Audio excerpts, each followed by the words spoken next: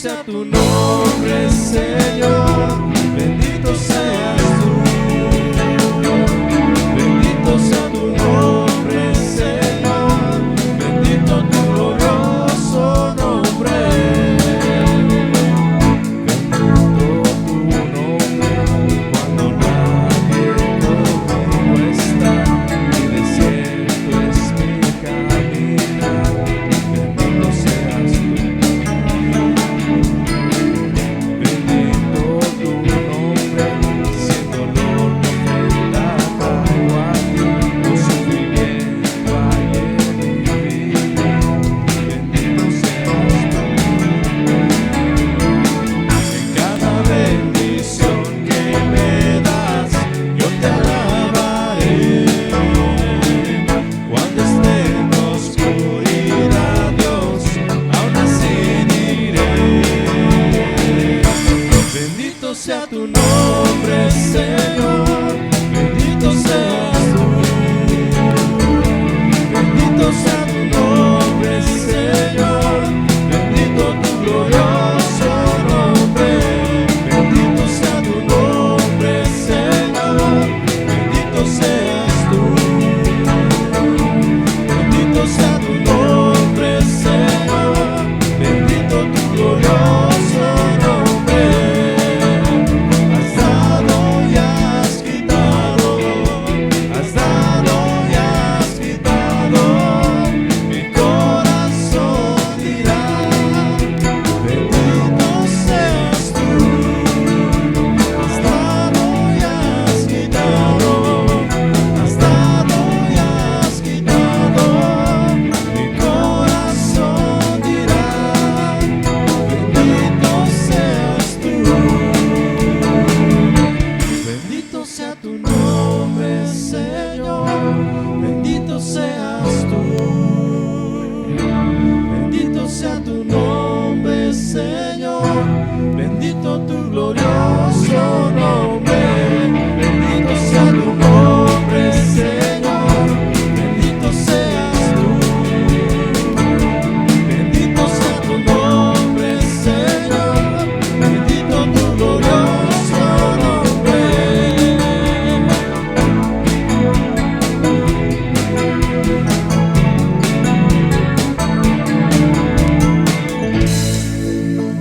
Amén.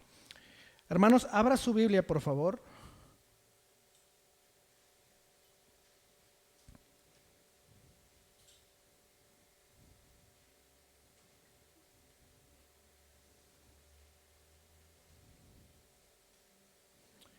Marcos, capítulo 12.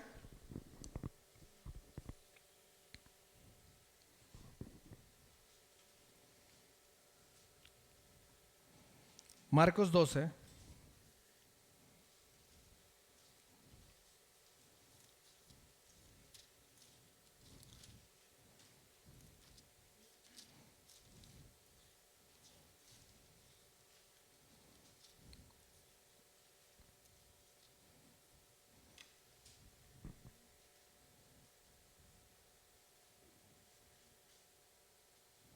Versículos 13 al 17. No pierdan ese pasaje, hermanos, es el pasaje que vamos a desarrollar en esta mañana. Amén. Y hermanos, hemos dicho en este púlpito que la sabiduría y la inteligencia son dos cosas diferentes y que se obtienen de manera diferente. La inteligencia, hermanos, se obtiene de manera horizontal, es decir, de maestros, de personas, de libros, de cualquier información, ¿no?, que sacamos de manera horizontal. Mientras que la sabiduría proviene de manera vertical, es decir, proviene directamente de Dios. La sabiduría, hermanos, es tener conocimiento y aplicar ese conocimiento. Esa es la sabiduría.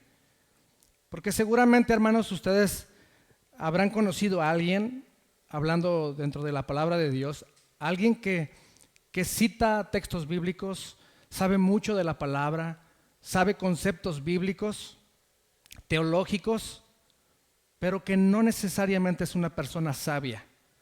Y su vida lo demuestra, ¿no? Porque no aplica lo que sabe, no aplica lo que conoce de la palabra de Dios. Y por otra parte conocemos a tal vez hermanos que tienen poquito dentro del cristianismo, que no conocen tanto, no se saben tantos pasajes, tantos versículos de memoria, tantos conceptos teológicos, pero que sin duda alguna son sabios, porque aplican cada cosa que aprenden, la aplican en su vida. Amén. Eso es sabiduría, hermanos. Y la sabiduría es una de las cosas que me atrae más de nuestro Señor y Salvador Jesucristo. La inteligencia y la sabiduría que tenía nuestro Señor. La congruencia, hermanos, que había entre lo que Jesús enseñaba y lo que Jesús vivía. Él enseñaba algo, hermanos, y lo aplicaba en su día a día, a lo largo de su vida. Por ejemplo, hermanos, Jesús enseñó: amarás a tu prójimo como a ti mismo. ¿Recuerdan? ¿Qué hacía el Señor, hermanos? Se cansó de hacer bien a cuanto persona se cruzaba en su camino y clamaba ayuda. Sanó enfermos, liberó endemoniados, alimentó a los enfermos y defendió a los condenados. Jesucristo aplicando sabiduría. Había congruencia, hermanos, entre lo que enseñaba y hacía. Jesús enseñó: cuando ores, no seas como los hipócritas, que oran para ser visto por los hombres. Ora a tu Padre en lo secreto. ¿Qué hacía Jesucristo, hermanos? Ustedes que han estado leyendo la Biblia constantemente, se dan cuenta cómo la Biblia nos da testimonio que el Señor una y otra vez se apartaba de la algarabía, de las multitudes, de sus discípulos, para tener un tiempo de comunión con el Padre, para buscar el rostro de Dios. Y Jesús enseñó, hermanos: amad a vuestros enemigos y bendecid a los que os maldicen. ¿Qué hizo Jesucristo, hermanos? Clamaba por sus verdugos que clavaban sus manos en la cruz. Y a uno de los ladrones que lo injuriaba, en sus últimos momentos, hermanos, a petición del ladrón, el Señor Jesús le dijo: hoy estarás conmigo en el paraíso. ¿Se dan cuenta, hermanos? Cómo nuestro Señor era sabio, cómo enseñaba y vivía la palabra de Dios. Jesucristo es perfecto en sabiduría, hermanos. La Biblia dice en 1 Corintios 1:24: mas para los llamados, así judíos como griegos, Cristo, poder de Dios y sabiduría de Dios. No hay nadie que se pueda equiparar, no hay nadie que se pueda igualar, hermanos, en sabiduría a nuestro Señor y Salvador Jesucristo. Y una de las maneras en la que precisamente, hermanos, demostraba esa sabiduría era de la siguiente manera: hablaba cuando tenía que hablar y callaba cuando era el momento de callar. Hablaba cuando tenía que hablar y callaba cuando era el momento de callar.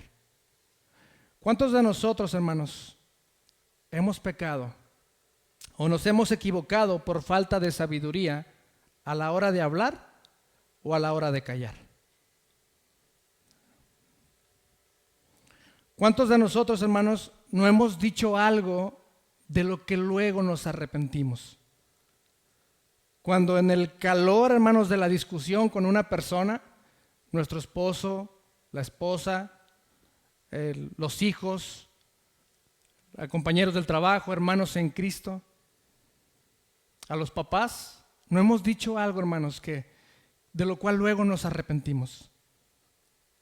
Los jóvenes, cuando tienen una discusión con los padres y enojados, hermanos, y llenos de enojo y de rebeldía, usan expresiones como: ojalá no fueras mi papá, ojalá no fueras mi mamá. Y otros más osados que dicen: ojalá y estuvieras muerto, Qué palabras tan duras, ¿no?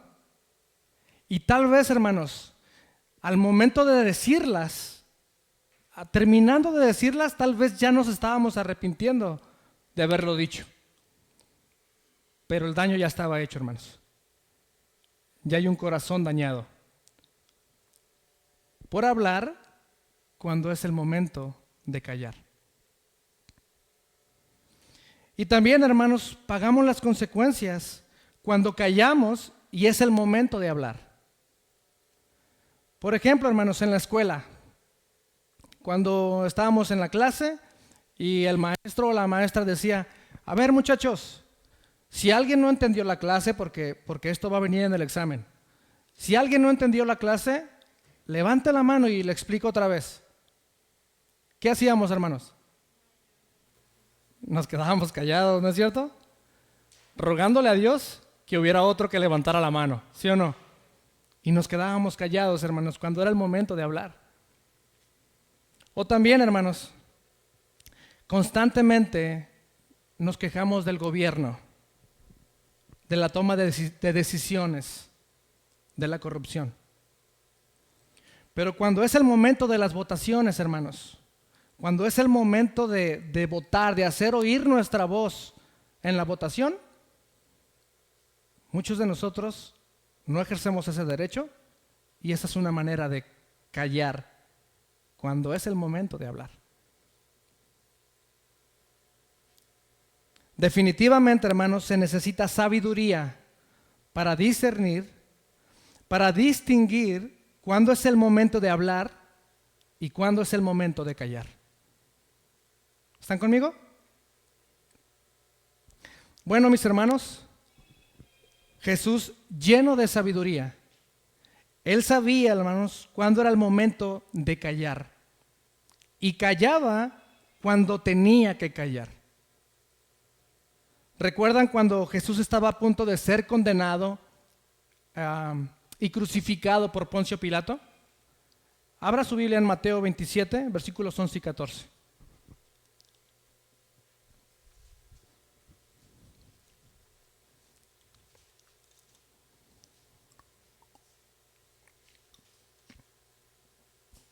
Mateo 27.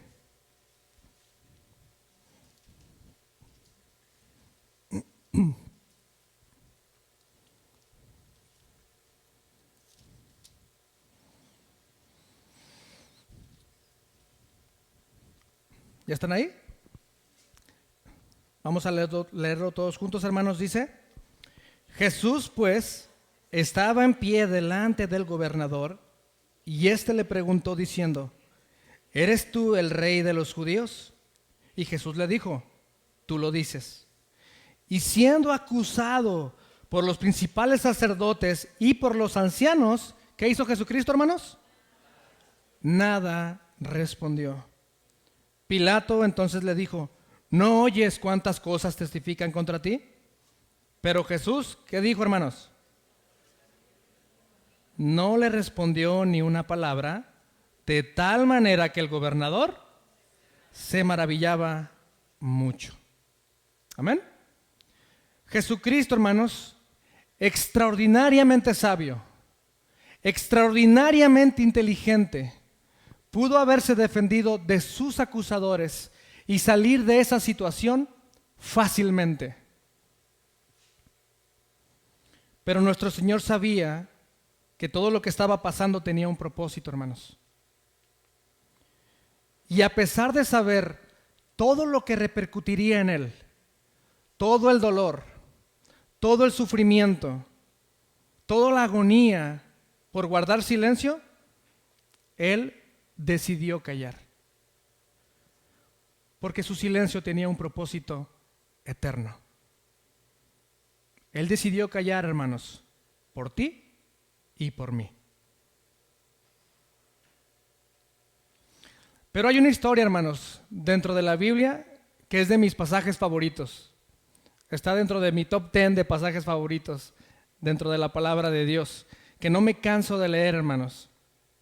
Y esa historia está en Marcos, capítulo 12, donde podemos observar, hermanos, la sabiduría con la que Jesús hablaba y respondía cuando tenía que contestar. Amén. Aun cuando esas personas le tendían emboscadas intelectuales, hermanos, se maravillaban y quedaban sin argumentos ante las respuestas de Jesús.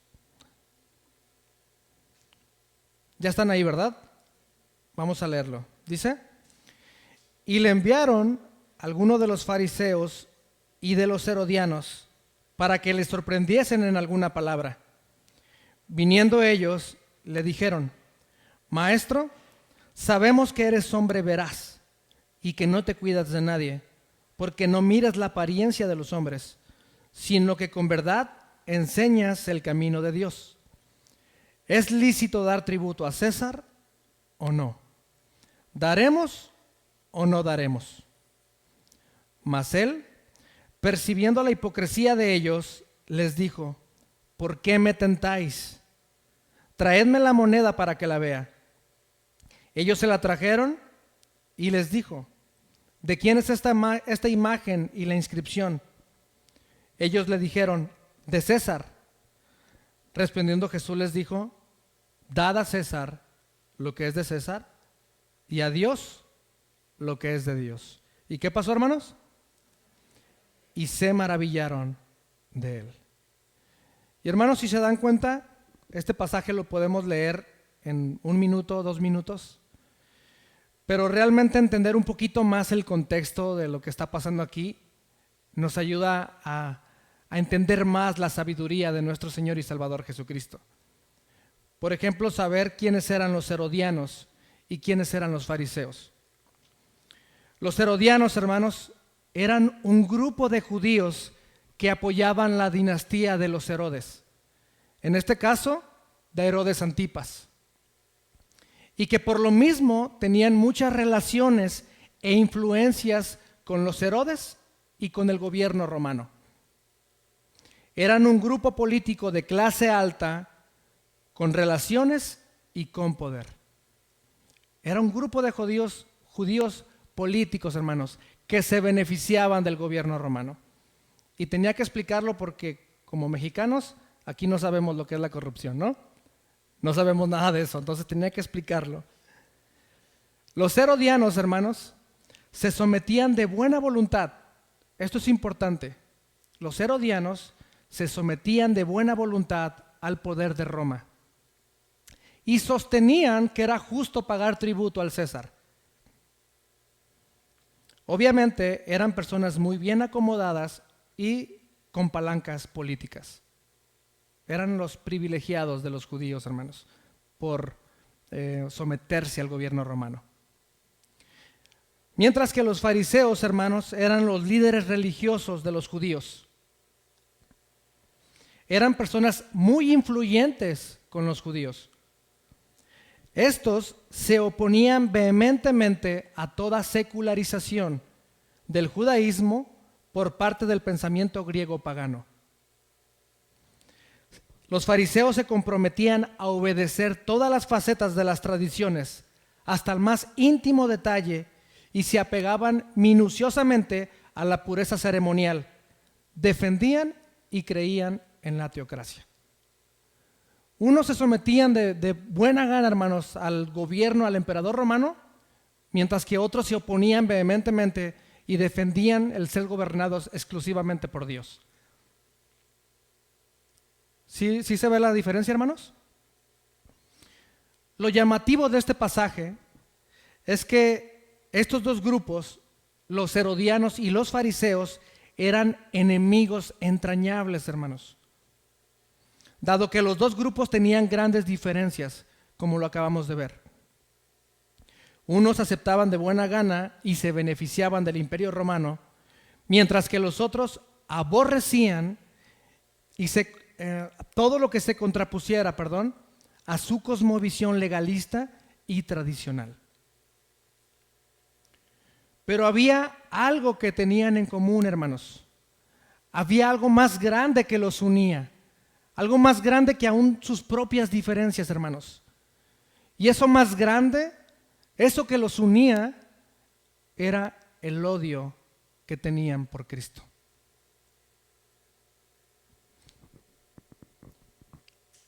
ya que para ambos grupos, hermanos, Jesucristo y su doctrina eran un peligro. Representaban un peligro, hermanos. Para los herodianos, Jesucristo representaba un problema, hermanos, porque a ellos no les convenía que se levantara ningún otro rey que pusiera en peligro su posición privilegiada. Mientras que los fariseos odiaban a Jesús porque fueron expuestos y condenados por el Maestro. Jesús condenó especialmente su ostentación, su hipocresía, su salvación por obras, su impenitencia y su falta de amor. Y si ustedes luego quieren leer una versión más extendida de la reprensión de Jesús a los fariseos, luego leen Mateo capítulo 23. Así pues, hermanos, estos dos grupos se unieron a pesar de sus diferencias y se pusieron de acuerdo para encontrar la manera de sorprender a Jesús y acorralarlo con una de sus preguntas trampa, hermanos. Ese tipo de preguntas que respondas lo que respondas, no vas a terminar en una posición favorecida. Ese tipo de preguntas, hermanos, que tienen la intención de hacerte daño. ¿No les ha pasado, hermanos, que en la mañana, el domingo, ustedes acaban de despertar, está todavía con las lagañas y con la mente así todavía dormida? Y su esposa le pregunta, amor, ¿con este vestido me veo gordita? Híjole, hermano, es una pregunta trampa, hermano. Tiene que ser sabio para responder. Tengo aquí una cicatriz, hermanos, por no ser sabio, por no responder con sabiduría. Es una pregunta trampa, hermanos. Que conteste lo que conteste, lo va a perjudicar. Sin duda alguna, hermanos, estas personas tenían muy bien pensada su pregunta, porque hay varios factores que influyen aquí. La mayoría de los judíos estaban furiosos, estaban enojados, indignados, hermanos, por tener que pagar impuestos a Roma, porque de esta manera aportaban y sostenían a un gobierno pagano y a sus dioses. Ellos odiaban tener que pagar tributo. Si Jesús decía que tenía que pagar impuestos, hermanos, si Jesús decía que era lícito el pagar impuestos, los fariseos lo podrían llamar traidor a su nación y a su religión, y tendrían la ocasión perfecta para desprestigiarlo. En cambio, si decía que no debían pagar impuestos, los herodianos se darían a la tarea de salir corriendo e informar al imperio romano que Jesucristo era un rebelde. Era una pregunta de perder, mis hermanos. Y los inquisidores de Jesucristo pensaron que esta vez lo habían atrapado. Pero estaban totalmente equivocados. Jesucristo, hermanos, leímos en el pasaje que sabía las intenciones que tenían estas personas. Jesucristo no ignoraba con qué intención le hacían la pregunta, hermanos. Pero lejos de evadir la pregunta, la responde con brillantez. Versículo 15. Mas él, percibiendo la hipocresía de ellos, les dijo, ¿por qué me tentáis? Traedme la moneda para que la vea. Ellos se la trajeron y les dijo, ¿de quién es esta imagen y la inscripción? Ellos le dijeron, de César. Respondiendo Jesús les dijo, dad a César lo que es de César y a Dios lo que es de Dios. Y se maravillaron de él. Hermanos, con tan solo una respuesta de 16 palabras, si usted tiene la versión Reina Valera puede contarlo, una respuesta de 16 palabras, nuestro Señor Jesucristo desbarató, desmenuzó un complot de dos grupos de personas que sin lugar a dudas les había llevado muchísimo tiempo construir. Demostrando así, hermanos, que no ha habido ni habrá nadie más sabio que nuestro Señor Jesús.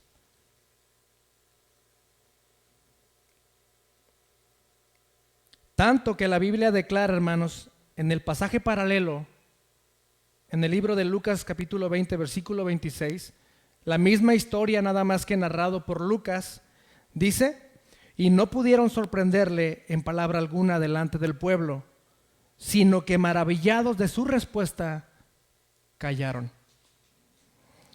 En pocas palabras, hermanos, Jesucristo con su respuesta los dejó totalmente callados, sin argumentos. Amén. Nuestro Señor es sabio, hermanos. Pero este pasaje, mis hermanos, encierra mucho más allá, o encierra mucho más que solamente una manera magistral de responder. Porque si ustedes se dan cuenta, lleva implícito un mandamiento del Señor, un comando de nuestro Señor Jesucristo. Dice, dar al César lo que es del César y a Dios lo que es de Dios. ¿Amén? ¿Sí está ahí o qué? ¿No? ¿Ah? Según el pasaje, hermanos, según ahí el pasaje que tiene en Marcos, ¿qué es lo que le pertenece al César? ¿Qué era lo que le pertenecía al César, hermanos?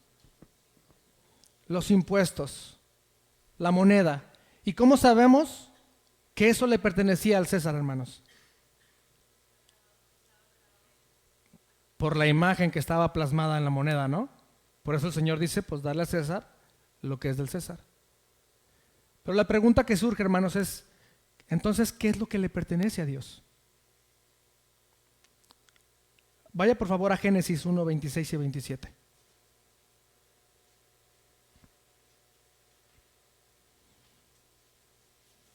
Génesis capítulo 1,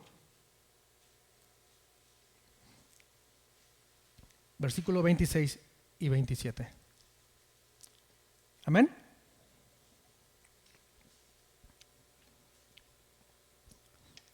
Dice la palabra de Dios, hermanos, todos juntos. Entonces dijo Dios, hagamos al hombre a nuestra imagen, conforme a nuestra semejanza, y señoree en los peces del mar, en las aves de los cielos, en las bestias, en toda la tierra, y en todo animal que se arrastra sobre la tierra.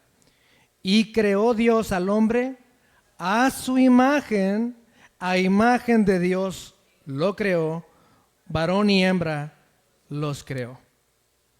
¿Qué es lo que le pertenece a Dios, hermanos? Aquello que lleva su imagen, ¿no es cierto? ¿Y quién lleva la imagen de Dios? Nosotros. Nosotros le pertenecemos a Dios, hermanos.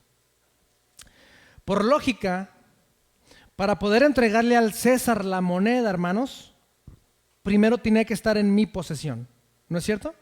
Está en mi posesión y ya se la puedo entregar.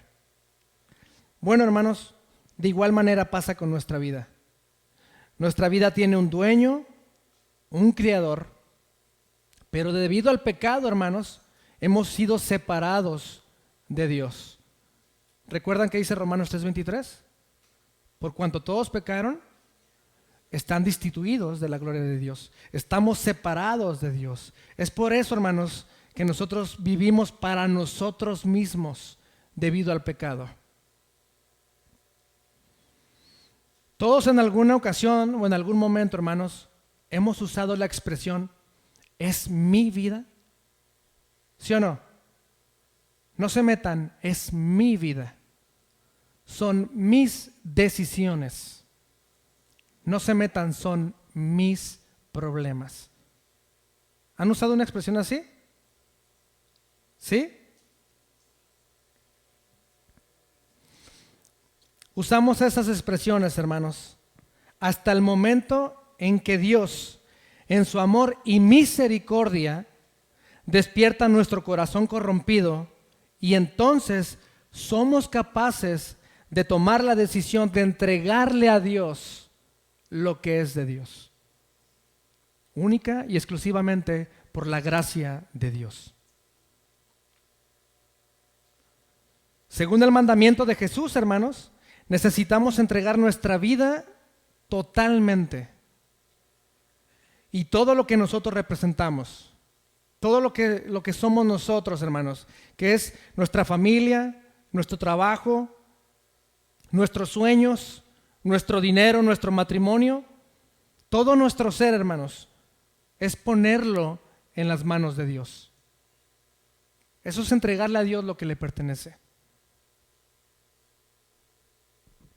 Y en esta vida, hermanos, solamente existen dos tipos de personas.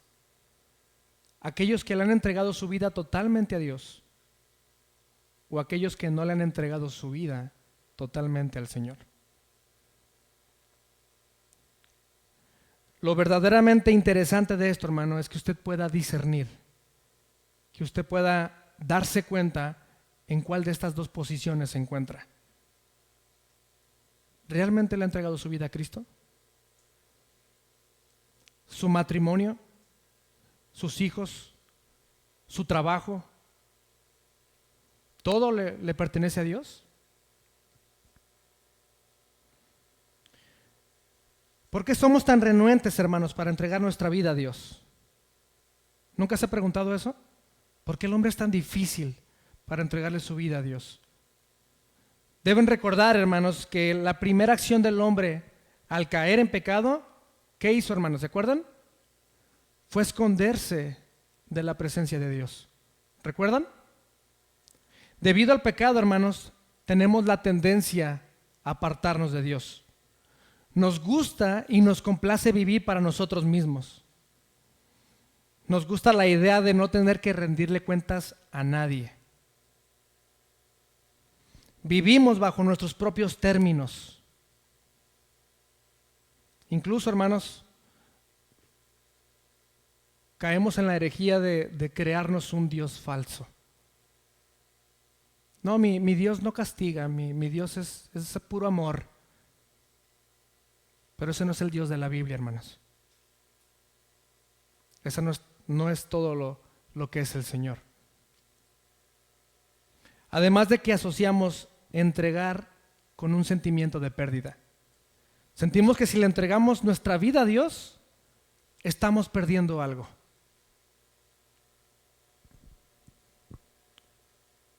Cuando le entregamos nuestra vida a Dios, hermanos, o el mundo nos dice o nos hace creer que cuando le entregamos nuestra vida a Dios, perdemos libertad.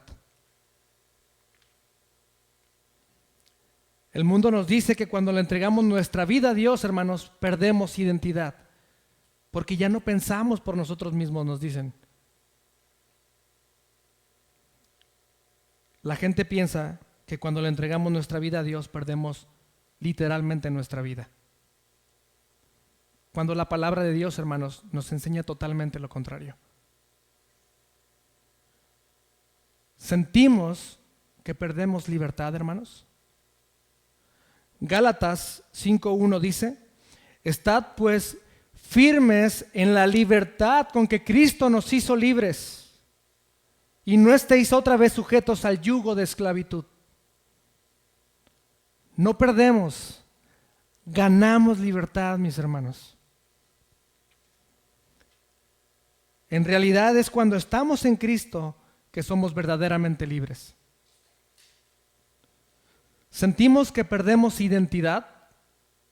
Efesios 2:10 dice: porque somos hechura suya, creados en Cristo Jesús para buenas obras. No perdemos identidad, hermanos. Nuestra identidad ahora está en Dios, está en el Señor. ¿Y sentimos que perdemos vida? Juan 10:10, ¿qué dice? El ladrón no vino sino para hurtar, matar y destruir. Yo he venido para que tengan vida y para que la tengan en abundancia. El verdadero disfrute de la vida, hermanos, comienza cuando vivimos en Cristo y para Cristo. Y otros hermanos, otros amigos del trabajo dicen o creen, hermanos, que cuando vengan a Cristo, el sufrimiento se va. Y con esa idea vienen a la iglesia. Pero cuando vienen a la iglesia y ven que los problemas siguen ahí, que incluso los problemas aumentan, salen corriendo, hermanos, despavoridos de la iglesia. Porque no han entendido el verdadero evangelio. Y aquí, hermanos, no le vamos a crear falsas expectativas, ni le vamos a mentir. La gente cree que cuando le entregan su vida a Dios, los problemas y las situaciones difíciles se van. Ustedes que tienen ya años en el cristianismo saben que no es así. El caminar con Dios no es fácil, hermanos. E incluso hay sectas que predican eso. Pero déjame decirte que esto es una mentira de Satanás, hermanos. Juan 16:33, por favor.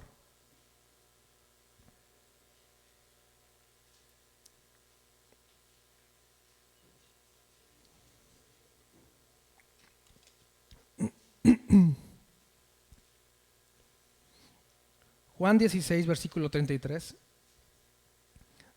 Dice: estas cosas os he hablado para que en mí tengáis paz. En el mundo, ¿qué dice, hermanos? Tendréis aflicción, pero confiad, yo he vencido al mundo.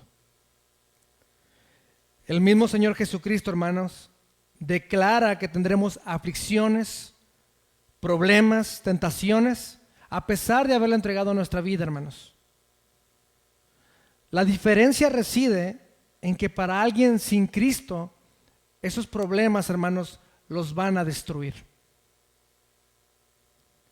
Mientras que nosotros, los hijos de Dios, sabemos y confiamos que nuestra vida está en sus manos y que Él usará incluso esas situaciones adversas para llamar nuestra atención, para confirmar nuestra fe e incluso para salvar nuestra vida. Tienen un propósito, hermanos, en nuestra vida.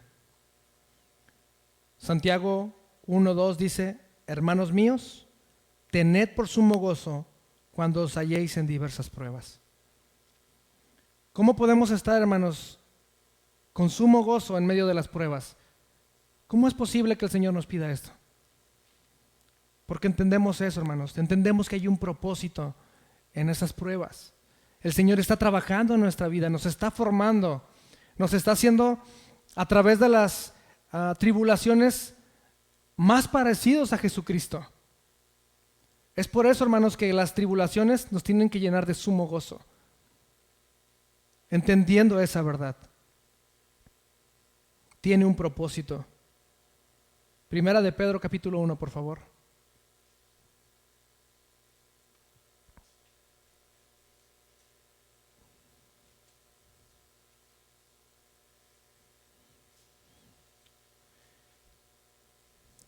Primera de Pedro capítulo 1, versículos 6 al 9. ¿Están ahí? Todos juntos, hermanos. Dice: en lo cual vosotros os alegráis, aunque ahora por un poco de tiempo, si es necesario, tengáis que ser afligidos en diversas pruebas, para que sometida a prueba vuestra fe, mucho más preciosa que el oro, el cual, aunque perecedero, se prueba con fuego, sea hallada en alabanza, gloria y honra cuando sea manifestado Jesucristo, a quien amáis sin haberle visto, en quien creyendo, aunque ahora no lo veáis, os alegráis con gozo inefable y glorioso. ¿Cuál es el propósito, hermanos? Obteniendo el fin de vuestra fe, que es la salvación de vuestras almas.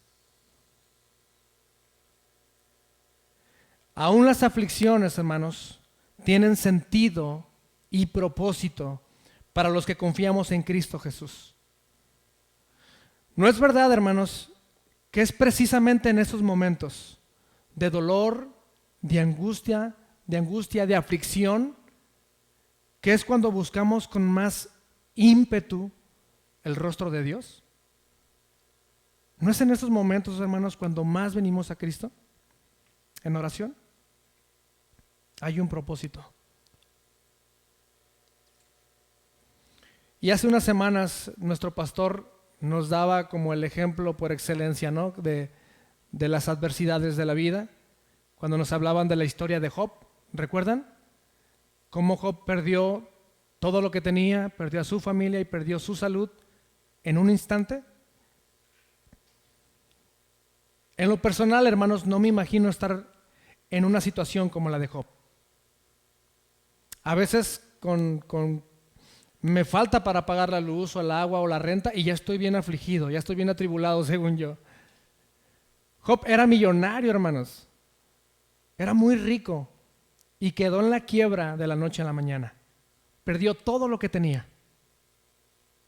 En un instante, hermanos. También perdió a todos sus hijos. Ustedes saben, como papás, que no hay cosa que duela más que ver a un hijo sufrir, que ver a un hijo postrado en una cama de hospital, que verlo llorar, que verlo sufrir. Su dolor es nuestro dolor, ¿no es cierto, hermanos? ¿No nos duelen nuestros hijos? Job perdió eso, hermanos. A todos sus hijos los perdió en un instante, en una tarde. Y por si fuera poco, hermanos, Job fue herido. Su salud fue mermada. Mas, sin embargo, vemos que Job, en sus últimas palabras, ¿qué fue lo que le dijo, hermano, a Dios? Me encanta cómo lo dice la traducción lenguaje actual. Dice: entonces Job le respondió a Dios: reconozco tu gran poder. Nadie puede impedirte llevar a cabo tus planes. Tú preguntas: ¿quién soy yo? Que siendo un ignorante he puesto en duda tu sabiduría. Reconozco que he dicho cosas que no alcanzo a comprender, cosas que son maravillosas y que en realidad no conozco. Tú dijiste: ahora yo voy a hablar y tú me vas a escuchar. Lo que antes sabía de ti, dice Job, era lo que me habían contado, pero ahora mis ojos te han visto y he llegado a conocerte. ¿Se dan cuenta, hermanos, cómo todas esas aflicciones, todo lo que pasó, tenía un propósito? Para Job y para nosotros ahora, que podemos aprender de esa situación. Fue en medio del dolor y la agonía, hermanos, de Marta y María que aprendieron una valiosa lección. ¿Recuerdan la historia de Marta y María? La historia que se conoce como la resurrección de Lázaro. Donde aparentemente, hermanos, estaban en una situación sin remedio. ¿Cuál situación era, hermanos? La muerte de Lázaro, ¿no? ¿Puede imaginarse otra situación más difícil que esa? Marta y María, hermanos, en medio de su aflicción, se atrevieron a recriminarle a Jesucristo el no haber estado ahí cuando más se le necesitaba. Pero Jesús, conmovido y lleno de compasión, les decía: hey, tranquilas, ¿no te he dicho que si crees, verás la gloria de Dios? Y sabemos lo que pasa, ¿no, hermanos? Remueven la piedra, Jesús eleva sus ojos al cielo, hace una oración, le dice: Padre, te agradezco por haberme oído, yo sé que tú siempre me escuchas, pero lo digo por causa de los que están aquí, para que crean que tú me has enviado. Y en ese momento nuestro Señor Jesucristo dice: Lázaro, ven fuera. ¿Y qué pasó, hermanos? ¿Sí conocen la historia? ¿Qué pasó? Lázaro resucitó, ¿no? Y habiendo dicho esto, clamó: Lázaro, ven fuera.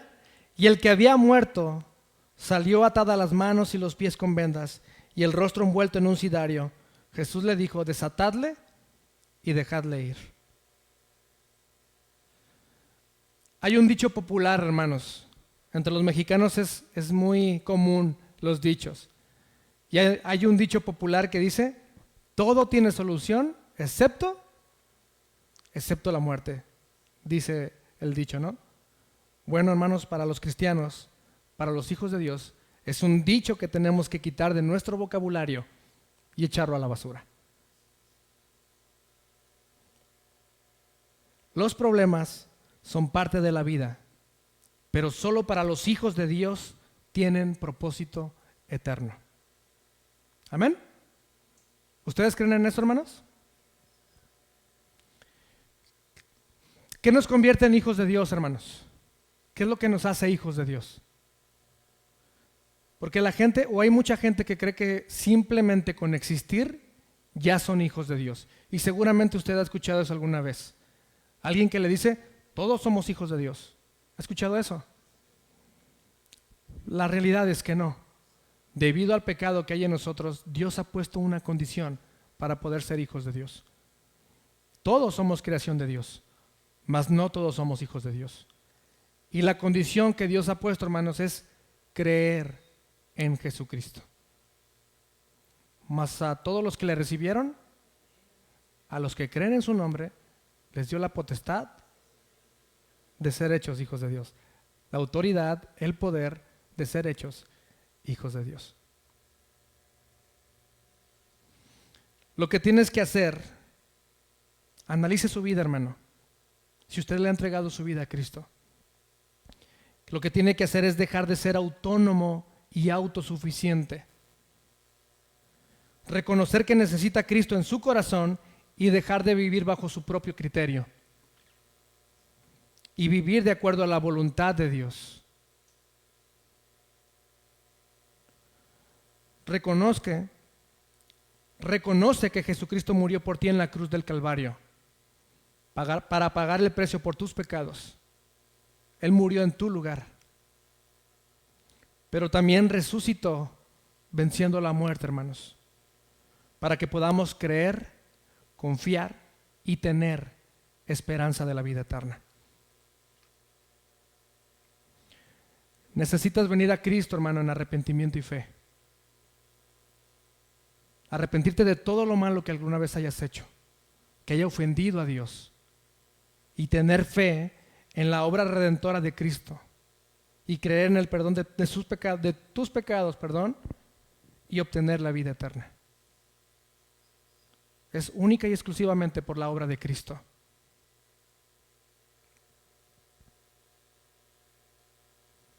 Analiza tu vida, hermano. Si realmente vives dependiente de Dios. Si le has entregado tu vida totalmente a Dios. Si tienes vida eterna. No tardes, hermano. No tardes en darle a Dios lo que le pertenece. Y me gustaría terminar, hermano, confrontándote con una declaración de nuestro Señor Jesús. Abra su Biblia en Juan, capítulo 11.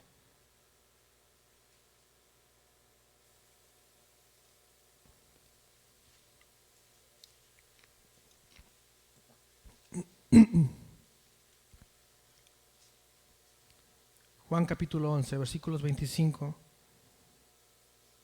al 27.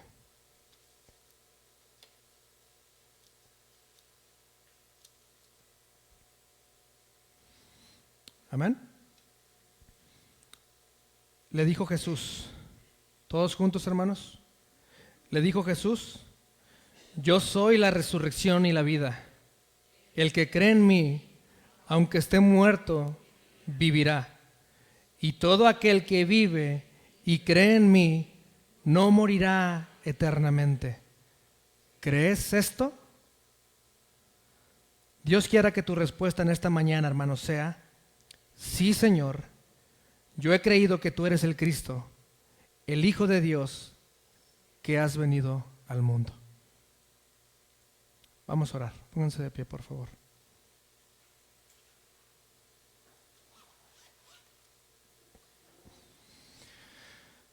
Señor, te damos toda la honra, Señor, toda la gloria y todo el honor, Señor. Gracias, Señor, por tu palabra que no dejas, Señor, de bendecirnos, de edificarnos y de enseñarnos, Padre. Gracias. Gracias, Señor, por haber dejado plasmado en tu palabra la sabiduría, Señor, de nuestro Señor y Salvador Jesucristo. Que nunca hubo y nunca habrá nadie tan sabio y poderoso como nuestro Señor. Gracias por enseñarnos que Jesucristo dio su vida en la cruz por nosotros, Señor, para que podamos ser hechos hijos de Dios. Y para todos aquellos que hemos creído, Señor, en el Evangelio, ayúdanos, Padre, a vivir rectamente delante de tus ojos. Ayúdanos, Señor, a crecer en conocimiento, Señor, de tu palabra, pero ser sabios, Señor, y aplicar tu palabra a nuestro diario vivir. Bendícenos, Señor. Ayúdanos. Si hay alguna área, Señor, que no te hemos entregado totalmente, ayúdanos, Señor, a entenderlo y ponerlo en tus manos, Señor, a rendirnos a ti, Señor, porque tú eres nuestro Señor, porque tú eres nuestro Dios, porque tú eres nuestro Rey. Te adoramos, Señor, te exaltamos, Padre, y te amamos con todo nuestro corazón. Gracias, Señor, por tu palabra. En el nombre de nuestro Señor y Salvador Jesucristo. Amén.